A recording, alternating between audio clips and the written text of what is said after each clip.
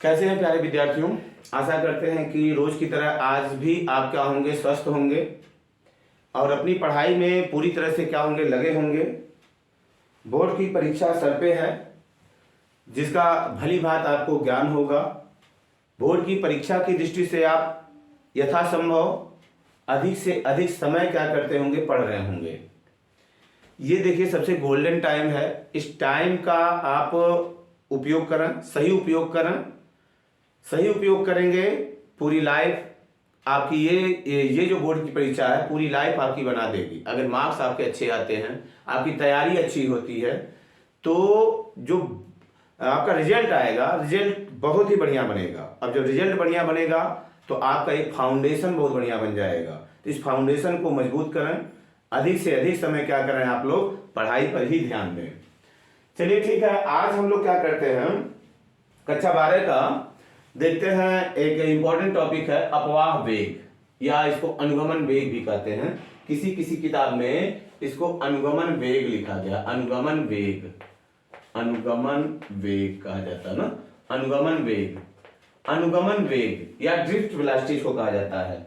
अनुगमन वेग या ड्रिफ्ट वेलोसिटी हम लोग अगर पढ़ लेते हैं तो इसके आधार पे क्या करेंगे, अनुगमन वेग के आधार पे हम लोग क्या करेंगे, ओम के नियम का सत्यापन करेंगे, जो बोर्ड परीक्षा की दृष्टि से बहुत ही इंपॉर्टेंट है। तो फिलहाल आज की वीडियो में हम लोग क्या करेंगे, हम लोग खाली क्या करेंगे, अनुगमन वेग क्या होता है और धारा तथा अनुगमन वेग में संबंध क्या होता है, इस विषय पे चर्चा करेंगे। और उसके बाद क्या करेंगे, धारा घनत्व क्या होता है उसको जानेंगे। इन चीजों को देखेंगे। नेक्स्ट वीडियो में हम लोग क्या करेंगे, अनुगमन वेग के आधार पर ओम के नियम का सत्यापन करेंगे, जो बहुत ही इंपॉर्टेंट है ना। फिलहाल आज हम लोग देखते हैं अनुगमन वेग क्या होता है। अब एक चीज हम आपको पिछले वीडियो में बता चुके हैं, ये बताया गया था कि मुक्त इलेक्ट्रॉन क्या होते हैं। तो है दिमाग में आपके, मुक्त इलेक्ट्रॉन क्या होते हैं। मुक्त इलेक्ट्रॉन वही इलेक्ट्रॉन होते हैं जो ऊष्मीय विक्षोभ यानी ऊष्मा बढ़ जाने के कारण, ऊष्मीय विक्षोभ के कारण क्या होते हैं, अपने परमाणुओं से क्या होते हैं, अलग हो जाते हैं। अलग होकर के पूरे पदार्थ में क्या करते हैं, वो घूमते रहते हैं, अटेंडेमली घूमते रहते हैं। उनके ऊपर कोई बाउंडेशन नहीं होता है। तो आप जैसे मान लीजिए आप ये चीजें आपके लिए भी लागू होती हैं, कभी भी आप मुक्त इलेक्ट्रॉन ना बने, मुक्त इलेक्ट्रॉन बन करके ना रहें। मुक्त इलेक्ट्रॉन मतलब क्या होता है, उसके ऊपर कोई बाउंडेशन नहीं होता। वो क्या करता है, इधर उधर इधर उधर इधर उधर पूरे पदार्थ में क्या करता है, घूमता रहता है। इलेक्ट्रॉन तो गति करता है लेकिन धारा नहीं बहती, कोई धारा नहीं होती है। क्योंकि यदि क्या होती है, कुछ धारा इधर जाने पे, इलेक्ट्रॉन के इधर जाने पे बहेगी, तो इलेक्ट्रॉन जब इधर आएगा तो वो धारा क्या होती है, निरस्त हो जाती है। इस तरह से अगर आप जिंदगी में क्या होंगे, मुक्त इलेक्ट्रॉन बने रहेंगे, आपके ऊपर किसी चीज का बाउंडेशन नहीं रहेगा, तो यकीन मानिए आपकी लाइफ क्या हो जाएगी, पूरी तरह से बेकार हो जाएगी। मतलब कोई प्रोडक्टिव वर्क आप नहीं कर पाओगे, कुछ भी करोगे उसमें कोई इसका रिजल्ट बढ़िया नहीं निकलेगा। इसलिए जरूरी क्या है कि आप लोग के ऊपर देखिए, किसी न किसी का बाउंडेशन आप फील करें उसको। जब किसी के बाउंडेशन में रहेंगे तो वर्क बढ़िया होगा, विदाउट बाउंडेशन रहेंगे तो आपका वर्क सही नहीं होगा। एक डर बना के रखिए, किसी न किसी के घर पर या किसी और के गाइड में ही आप चलें, बिना गाइड के ना चलें। एक डर आपके अंदर होना चाहिए। फिलहाल हम लोग देखिए क्या देख रहे थे कि मुक्त इलेक्ट्रॉन, अब वो जो मुक्त इलेक्ट्रॉन होता है रैंडमली घूमता रहता है, वो गतिशील होता है, लेकिन उसके कारण क्या नहीं बहती, धारा नहीं बहती है। धारा कब बहती है, जब हम लोग क्या करते हैं, जब हम लोग चालक को क्या करते हैं, किसी बैटरी से जोड़ देते हैं। जब चालक को किसी बैटरी से जोड़ दिया तो अब क्या होगा, वो जो इलेक्ट्रॉन था गतिशील तब भी था, गतिशील अब भी रहेगा। ये जो इलेक्ट्रॉन था इधर उधर रैंडमली घूम रहा था, वो इलेक्ट्रॉन पे देखिए, जब हम लोग क्या किए, बैटरी जोड़े, बैटरी जोड़ने के बाद ये सिरा प्लस हुआ, ये सिरा क्या हुआ, माइनस हुआ। इसमें क्या हुआ, एक वैद्युत क्षेत्र अप्लाई हो गया ना। तार AB में क्या हुआ, एक वैद्युत क्षेत्र अप्लाई हो गया। ये जो वैद्युत क्षेत्र है, वैद्युत क्षेत्र, जब वैद्युत क्षेत्र लगा तो इलेक्ट्रॉन जो इसमें था, उस इलेक्ट्रॉन पे क्या होता है, एक फोर्स लगने लगा। जो फोर्स होगा वो फोर्स क्या होता है, जो वैद्युत क्षेत्र होता है वैद्युत क्षेत्र के विपरीत दिशा में इसके ऊपर लगता है ना, वैद्युत क्षेत्र के विपरीत दिशा में इसके ऊपर फोर्स लगने लगेगा। अब ये जो इलेक्ट्रॉन अटेंडमली इधर उधर घूम रहा था, अब क्या करेगा, ये देखिए अब ये क्या करेगा, एक दिशा में क्या करता है, गति करने लगता है। वो दिशा क्या होती है, वैद्युत क्षेत्र की विपरीत दिशा होती है। नहीं, इस तरह से इलेक्ट्रॉन पे बल लगने लगेगा। और जो इलेक्ट्रॉन अटेंडमली घूम रहे थे, जिनके घूमने से कोई धारा नहीं बह रही थी, अब वो क्या करते हैं, एक नियत सूक्ष्म वेग लगभग 10 के घाते -4 लगभग 10 घाते -4 मीटर प्रति सेकंड के वेग से क्या करते हैं, इस चालक में वैद्युत क्षेत्र की विपरीत दिशा में क्या करते हैं, गति करने लगते हैं। इसी नियत सूक्ष्म वेग को ही हम लोग क्या कहते हैं, अनुगमन वेग कहते हैं। अनुगमन वेग, ड्रिफ्ट वेलोसिटी कहते हैं ना। इसको वीडी अक्षर से हम लोग शो करते हैं, ड्रिफ्ट वेलोसिटी होता है। अब ये जो इलेक्ट्रॉन्स एक दिशा में चलने लगे, उनकी चाल बहुत अधिक नहीं है, एक दिशा में चलने लगे, तो क्या होता है, अब इस चालक में क्या होती है, एक धारा बहने लगती है। वो धारा इलेक्ट्रॉनों के चलने के क्या होती है, विपरीत दिशा में बहने लगती है। तो इलेक्ट्रॉन के चलने की विपरीत दिशा में क्या बहने लगी, धारा बहने लगी। बात समझ में आया। अब देखिए यही चीज होता है, कभी कभी क्या होता है, किसी परिवार में क्या होता है, परिवार में रहते बहुत लोग हैं, परिवार में बहुत लोग रहते हैं, बहुत पैसा कमाते हैं, परिवार में बहुत पैसा कमाते हैं, लेकिन उस घर का विकास नहीं हो पाता है। विकास क्यों नहीं हो पाता है, क्योंकि कोई गाइडर नहीं है। गाइडर नहीं है मतलब वो क्या हो रहा है, एक दिशा में कहीं नहीं चल रहे हैं। पैसा तो बहुत आ रहा है, लेकिन पैसा जो हो रहा है एक दिशा में कहीं इन्वेस्ट नहीं हो रहा है, इसलिए उस घर का क्या होता है, विकास नहीं होता है। अगर क्या हो, एक कोई मुखिया हो, घर का एक मुखिया हो, उसके अनुसार लोग चलें, उसके अनुसार सबके सब पूरा परिवार उनके अनुसार चले, कम पैसा आए, पैसा तो कम आएगा, लेकिन विकास उस घर का क्या होगा, बढ़िया होगा, क्योंकि अब वो एक दिशा में इन्वेस्ट होगा। वैसे क्या होता था, तमाम दिशाओं में इन्वेस्ट होता था, कोई विकास उस घर का नहीं होता था। लेकिन जब एक दिशा में इन्वेस्ट होने लगेगा तो क्या होगा, उस घर का विकास होने लगेगा, कुछ प्रोडक्ट दिखेगा ना, कुछ रिजल्ट दिखेगा। ऐसे ही क्या होता है, इसमें भी होता है। इलेक्ट्रॉन तो बहुत थे, इलेक्ट्रॉन गतिशील थे, लेकिन उन इलेक्ट्रॉनों का जो डायरेक्शन था, कोई इधर जा रहा है, कोई उधर जा रहा है, कोई इधर जा रहा है, कोई करंट फ्लो नहीं हो रहा था। गतिशील उससे कहीं ज्यादा, इन इलेक्ट्रॉनों की गति जो पहले थी इनसे कहीं ज्यादा थी, लेकिन धारा नहीं बह रही थी, कोई रिजल्ट नहीं आ रहा था। लेकिन क्या हुआ, जब एक बाह्य वैद्युत क्षेत्र लगा, मतलब क्या हुआ, एक स्ट्रांग मुखिया मिल गया, नहीं स्ट्रांग मुखिया मिल गया। अब वो क्या किया, सबको कहा इधर चल। जब उधर चलने के लिए उनको प्रेरित किया तो क्या बहने लगी, करंट फ्लो होने लगी। तो करंट फ्लो होने लगी, समझ लीजिए रिजल्ट आ गया। जब वो एक दिशा में जाने लगे तो रिजल्ट आ गया। तो फिलहाल यहां देखते हैं हम लोग, ये जो इलेक्ट्रॉन भागना चालू करेंगे वैद्युत क्षेत्र की विपरीत दिशा में, जिस वेग से भागेंगे उसी वेग को हम लोग क्या कहते हैं, अनुगमन वेग कहते हैं ना। अनुगमन वेग या अपवाह वेग कहते हैं। तो बात समझ में आ गई। अपवाह वेग क्या होता है, अपवाह वेग क्या होता है, जब किसी चालक को क्या करते हैं, जब किसी चालक को किसी बैटरी से जोड़ देते हैं तो चालक के जो मुक्त इलेक्ट्रॉन होते हैं वैद्युत क्षेत्र की विपरीत दिशा में एक नियत सूक्ष्म वेग से चलने लगते हैं। उसी नियत सूक्ष्म वेग को ही हम लोग क्या कहते हैं, अनुगमन वेग कहते हैं। बात समझ में आई, ये अनुगमन वेग होता है। अब हम लोग क्या करेंगे, अनुगमन वेग जो होता है, धारा तथा अनुगमन वेग में हम लोग क्या करेंगे, एक रिलेशन निकालेंगे, संबंध निकालते हैं ना। धारा तथा अनुगमन वेग में संबंध निकालते हैं। चलिए ठीक है, हम लोग देखते हैं। डेफिनेशन आप लोग लिख लीजिएगा ना, अनुगमन वेग क्या होता है, ड्रिफ्ट वेलोसिटी क्या होती है, लिख लीजिएगा। जब किसी चालक तार को किसी बैटरी से जोड़ देते हैं, जब बैटरी से जोड़ देते हैं तो जो चालक के मुक्त इलेक्ट्रॉन होते हैं वो वैद्युत क्षेत्र के विपरीत दिशा में एक नियत सूक्ष्म वेग से गति करने लगते हैं। उस नियत सूक्ष्म वेग को ही हम लोग क्या कह देते हैं, अनुगमन वेग। तो इसका आप लोग डेफिनेशन लिख लीजिएगा। अब हम लोग देखते हैं अनुगमन वेग तथा धारा में संबंध देखते हैं ना। अनुगमन वेग तथा धारा में संबंध। अनुगमन वेग या अपवाह वेग,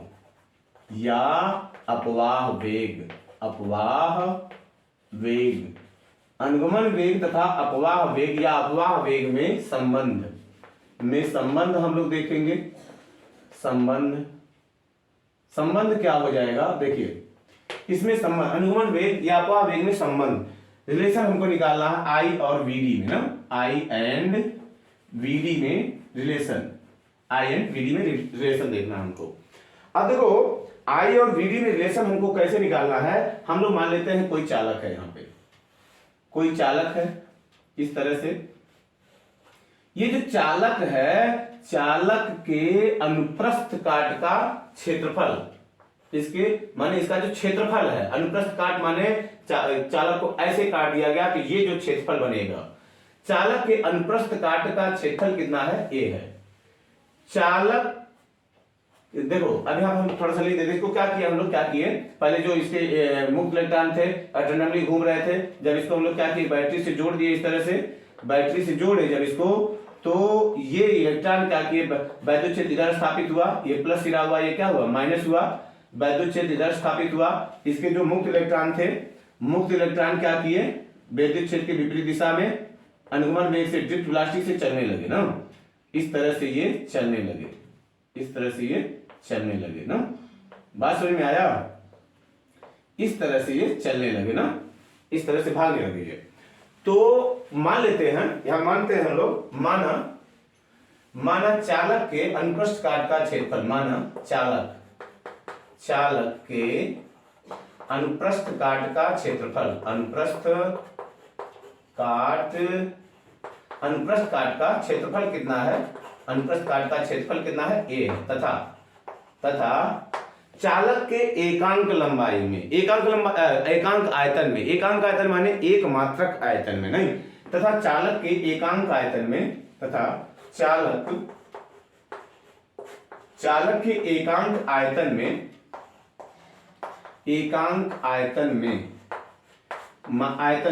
इलेक्ट्रॉनों की संख्या कितनी है, इलेक्ट्रॉनों की संख्या, चालक के एकांक आयतन में इलेक्ट्रॉनों की संख्या कितनी है, छोटा एन है, नहीं छोटा एन है, स्मॉल एन है, एकांक आयतन में इलेक्ट्रॉनों की संख्या स्मॉल एन है। तो अब एक चीज देखते हैं यहाँ पे हम लोग मान लें एकांक आयतन, एक मात्रक आयतन में इलेक्ट्रॉनों की संख्या कितनी है, एन है। अब चालक का अनुगमन वेग, चूंकि चालक का अनुगमन वेग कितना है, अनुगमन वेग, चालक का अनुगमन वेग या अपवाह वेग कितना है, वीडी है ना, वीडी है।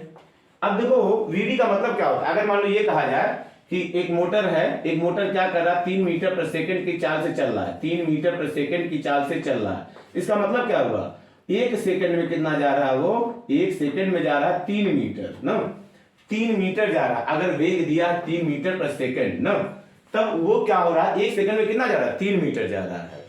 यहां पे क्या हो गया, चालक का अनुगमन वेग कितना है, वीडी है। इसका मतलब क्या हुआ, जो इलेक्ट्रॉन, चालक का नहीं, इलेक्ट्रॉन का अनुगमन वेग, चालक का कहां होगा, चालक तो स्थिर है, इलेक्ट्रॉन का ना, इलेक्ट्रॉन का अनुगमन वेग कितना है, वीडी है। इसका अर्थ इसी से हम लोग निकालेंगे, इसका अर्थ हुआ कि इलेक्ट्रॉन द्वारा, अर्थात इलेक्ट्रॉन द्वारा 1 सेकंड में चली गई दूरी कितना हुआ, चली गई दूरी बराबर कितना हो जाएगा, वीडी 1 सेकंड में। जैसे देखो यहां पे इसका वेग कितना था, 3 मीटर प्रति सेकंड ना, तो 1 सेकंड में मोटर द्वारा चली गई दूरी वी हुआ ना, वी हुआ, वी को ही हम लोग कितना लिख दिए, 3। समझ में आया। ऐसे यहां पे हुआ कि इलेक्ट्रॉन का अनुगमन वेग कितना, वीडी है। मतलब क्या हुआ इसका मतलब ये हुआ कि इलेक्ट्रॉन द्वारा 1 सेकंड में चली गई दूरी कितना हुआ, वीडी। अब एक चीज देखो, अगर इलेक्ट्रॉन क्या कर रहा है, 1 सेकंड में वीडी दूरी तय कर रहा है, वीडी दूरी यहां से यहां तक की दूरी मान लो तय कर रहा है ना। जब वीडी दूरी तय कर रहा है तो चालक के इस भाग का आयतन हमको निकाल लेना है। देखो एक मात्रक आयतन में इलेक्ट्रॉन कितने हैं, स्मॉल है, एक मात्रक आयतन में, हम लोग ये निकाल लेते हैं कि इस आयतन में कितने इलेक्ट्रॉन हैं, एक सेकंड में कितने इलेक्ट्रॉन जा रहे हैं ना। तो एक सेकंड में चली गई दूरी इतना हुआ, दूरी माने कुछ दूरी चला होगा। अब इतने दूर का हम लोग क्या निकाल लेते हैं, आयतन निकाल लेते हैं। तो इस दूरी के सापेक्ष आयतन कितना होगा, इस दूरी के सापेक्ष आयतन निकाल लेते हैं हम लोग, सापेक्ष आयतन। इस दूरी के सापेक्ष आयतन कितना हो जाएगा, क्षेत्रफल गुणे लंबाई, लंबाई माने दूरी हो गया, a इंटू कितना हो जाएगा vd। बात समझ में आया, इस दूरी के सापेक्ष आयतन कितना हो गया, a इंटू vd। अब समझो, अब आयतन इतना हो गया, एकांक आयतन में कितने इलेक्ट्रॉन है, n इलेक्ट्रॉन है, तो AVD आयतन में कितने इलेक्ट्रॉन होंगे, एक आम का दाम 4 रुपया है, तो 4 आम का दाम कितना होगा, 4 गुणे 4 होगा। बात समझ आ रहा है, एक देखो यहां पे एकांक आयतन में कितने इलेक्ट्रॉन, एकांक आयतन में n इलेक्ट्रॉन, तो AVD आयतन में कितने इलेक्ट्रॉन, तो गुणा हो जाएगा, यहां गुणा हो जाएगा। इसलिए इस आयतन में उपस्थित इलेक्ट्रॉनों की संख्या, इसलिए ऐसे लिखो, एक सेकंड में चालक से कितने इलेक्ट्रॉन गुजरेंगे, इसलिए इस आयतन में, इसलिए इस आयतन में उपस्थित इलेक्ट्रॉन कितने हो जाएंगे, में उपस्थित इलेक्ट्रॉन, इस आयतन में उपस्थित इलेक्ट्रॉन कितने होंगे, बराबर हो जाएगा n into a into vd, बराबर लिख दो इसको NaVD हो गया। ये जो इलेक्ट्रॉन हैं कितने सेकंड में पास हो रहे हैं, एक सेकंड में। देखो यहीं भी कहीं लिखा गया नहीं, एक सेकंड में इतने इलेक्ट्रॉन पास हो रहे हैं। तो अगर समय कितना है, t है, तो t सेकंड में पास होने वाले इलेक्ट्रॉन कितने हो जाएंगे। इसलिए देखो यहां पे लिखेंगे हम लोग, एक लाइन लिख देते हैं, इसलिए t सेकंड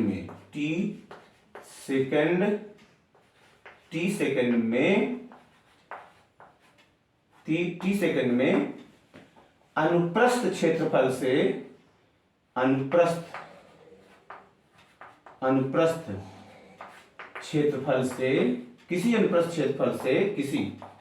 किसी अनुप्रस्थ क्षेत्रफल से गुजरने वाले इलेक्ट्रॉनों की संख्या,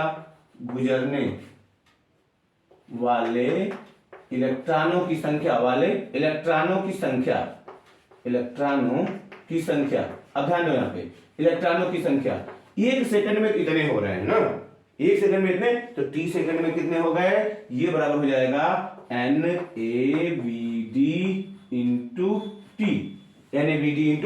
टी। ये तो हो गया t सेकंड में अनुप्रस्थ क्षेत्रफल से, किसी अनुप्रस्थ क्षेत्रफल से गुजरने वाले इलेक्ट्रॉनों की संख्या होगा NaVD। अब एक चीज देखिए, एक इलेक्ट्रॉन पे आवेश कितना होता है, नहीं, एक इलेक्ट्रॉन पे आवेश कितना होता है, E होता है। चूंकि एक इलेक्ट्रॉन पर आवेश होता है, आवेश बराबर कितना होता है, E। तो t सेकंड में जो इलेक्ट्रॉन गुजर रहे हैं, कुल इतने इलेक्ट्रॉन गुजर रहे हैं ना, इन पर आवेश कितना हो जाएगा ना, एक इलेक्ट्रॉन पे आवेश E है, तो t सेकंड में इतने इलेक्ट्रॉन गुजर रहे हैं, इसलिए आवेश कितना होगा, इसलिए t सेकंड में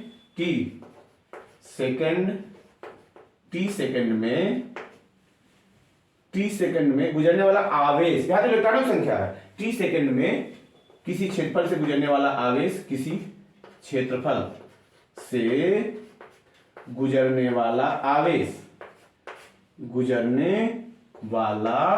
आवेश t सेकंड में किसी क्षेत्रफल से गुजरने वाला आवेश, देखिए कितना हो जाएगा, q बराबर, ये फार्मूला आप जानते हो, q बराबर होता है n इंटू ई, n माने कुल इलेक्ट्रॉन कितने हैं, NaVD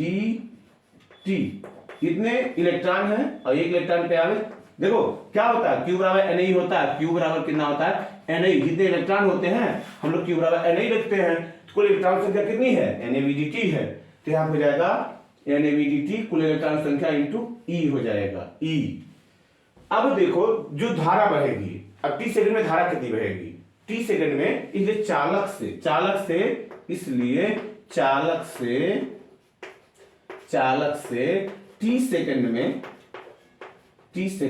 में बहने वाली धारा, टी सेकंड में बहने वाली धारा कितनी हो जाएगी, बहने वाली धारा जानते हो आप लोग क्या होता है, आई बराबर होता है Q अपान टी, बराबर Q का मान कितना है, यह है N A V D T into E अपान कितना हो जाएगा T से T क्या हो गया, कट गया, तो बचा कितना, I बराबर हो गया आपका N E, पहले लिख लो N E A V D, नहीं ये चीज आपका होता है धारा और अनुगमन वेग में संबंध होता है ना।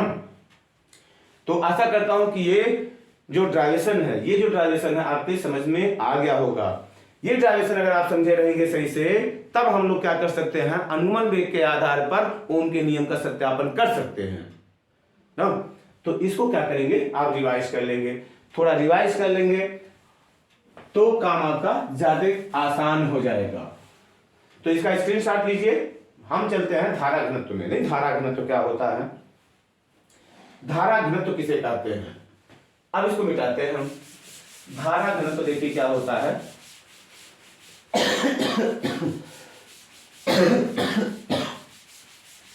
धारा घनत्व देखिए क्या होता है, धारा घनत्व ना, करंट डेंसिटी इसको हम लोग कहते हैं, धारा घनत्व इसको कहा जाता है करंट डेंसिटी। करंट डेंसिटी क्या होता है, धारा घनत्व ना, धारा घनत्व क्या होता है, करंट डेंसिटी नहीं, करंट डेंसिटी क्या होता है, किसी चालक के एकांक क्षेत्रफल में, एकमात्रक क्षेत्रफल में बहने वाली धारा को, किसी चालक के एकांक क्षेत्रफल में बहने वाली धारा को हम लोग क्या कहते हैं, धारा घनत्व कहते हैं। उस चालक में धारा घनत्व कहते हैं। तो धारा घनत्व J बराबर होता है I अपान कितना होता है, A, I अपान कितना होता है, A होता है ना। तो किसी चालक के एकांक क्षेत्रफल से बहने वाली धारा को, या आप लोग अगर नहीं कुछ समझ में आ रहा है, ये फार्मूला अगर आपका तैयार है J बराबर I बाई A, तो इसको आप लोग ऐसे भी लिख सकते हो, किसी चालक में बहने वाली धारा तथा चालक के अनुप्रस्थ काट के क्षेत्रफल के अनुपात को, बात समझ में आ रहा है, किसी चालक में बहने वाली धारा तथा चालक के अनुप्रस्थ काट के क्षेत्रफल के अनुपात को हम लोग क्या कहते हैं, उस चालक में धारा घनत्व कहते हैं, धारा घनत्व। अब जैसे चाहो वैसे लिखो, फिलहाल हम तो यही बोलते हैं कि चालक के एकांक क्षेत्रफल से होकर बहने वाली धारा को हम लोग उस चालक में धारा घनत्व कहते हैं। अब बात आता है इसका मात्रक क्या होगा, मात्रक क्या होगा, इसका मात्रक आपका क्या हो जाएगा, मात्रक हो जाएगा एम्पियर, इसका एम्पियर, इसका पर metre square, ampere per metre square हो जाएगा ना, एम्पियर पर मीटर स्क्वायर हो जाएगा। फिर आता है इसका विमीय सूत्र क्या होगा, विमीय सूत्र, इसका विमीय सूत्र क्या हो जाएगा, विमीय सूत्र एम्पियर का क्या होता है, A होता है, मीटर स्क्वायर का क्या होगा, L स्क्वायर हो जाएगा। तो बराबर कितना हो जाएगा, बराबर हो जाएगा L स्क्वायर सॉरी L को ऊपर ले आएंगे L पावर माइनस 2 होगा, यहां हो जाएगा A ना, L पावर माइनस 2 A हो जाएगा, इसका विमीय सूत्र हो जाएगा। इसी और पूछा जाता है अनुगमन वेग और धारा घनत्व में संबंध क्या होता है, अनुगमन वेग तथा धारा घनत्व में संबंध। तो आसान है, अनुगमन वेग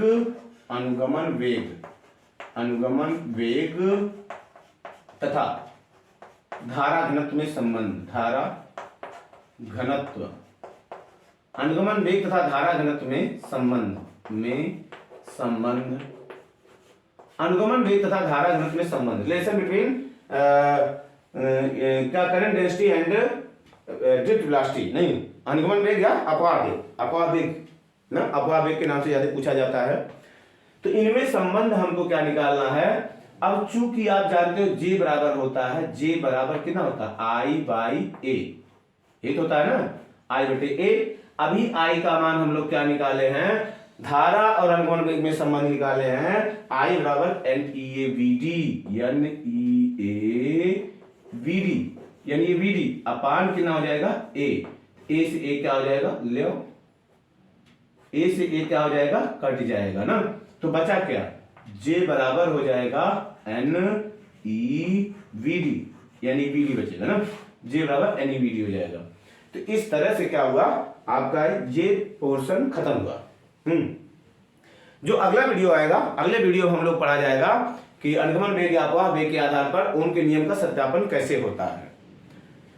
देखिए पिछले वाले वीडियो में मैं आपको बताया था कि जो चीजें आपको कठिन लग रही हो, जो चीजें आपको कठिन लग रही हो या जो चीजें नहीं समझ में आ रही हो, उनको आप लोग क्या करें, कमेंट के माध्यम से बतावन, उन चीजों को हम क्या करेंगे, यहाँ पे आपको एक्सप्रेस कर देंगे, बता देंगे, समझा देंगे, और समझ के पढ़ते रहिए बेटा। पढ़ेंगे नहीं आप तो समझ लीजिए जिंदगी नरक बन जाएगी। इस साल के जो बच्चे हैं 2023 में जो पेपर दे रहे हैं, ये लोग मेहनत नहीं कर पा रहे हैं। क्यों नहीं मेहनत कर पा रहे हैं, क्योंकि ये बोर्ड का एग्जाम नहीं दिए। खैरात में इनको नंबर मिल गया है, खैरात में नंबर मिला है तो कुछ लोगों को क्या है, नंबर का बड़ा गुरूर उनके ऊपर दिखता है ना, नंबर का नशा दिखता है। तो ऐसा ना हो कि सारा नशा आपका चकनाचूर हो जाए ना। सर पे जो ताज सजा है आपके 93-94% का, उस ताज को हटा दीजिए। नहीं हटाएंगे तो डाट कर लीजिएगा। मिलते हैं नेक्स्ट वीडियो में। जय हिंद, जय भारत।